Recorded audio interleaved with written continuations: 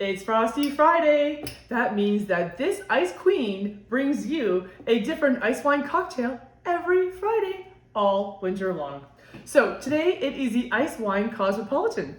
And so we've started off with a decent sized glass here that is already chilling with some water in it to get nice and cold. We will not be using ice in the drink itself.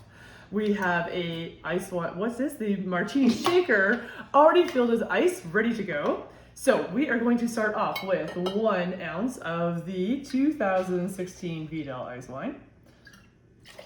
We are also going to add to that 1 ounce of vodka. I love using the polarized vodka for all of my ice wine blending needs.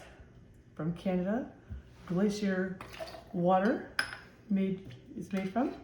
Perfect. We're going to do 1/2 ounce of Grand Marnier, but actually I'm using triple sec since that's what is in my cabinet and is quite the same with that little bit of orange je ne sais quoi added to it. A little bit of orange love.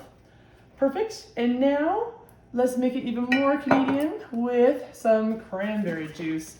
And we're going to do 1.5 ounces of cranberry juice. All right, so in it goes, 1.5, there we are. Perfect. It'd be nice and perfect on these, that way you can replicate it and they all taste the same. And 1/2 ounce of some fresh squeezed lime juice. So let's pop that in, and that is just perfect. All right, so into the martini shaker. Here she is. Shake, shake, shake, shake, shake. Not for too long, get it nice and cold. As you're doing this, let's get rid of the water. Whoop. Excellent. And let's strain it into the glass. This will look beautiful. Oh wow, just perfect. And let's garnish it. Let's be a little crazy here. Let's use a zest of both orange zest and lemon zest. So we've got the orange, we've got the lemon, and the fresh lime juice.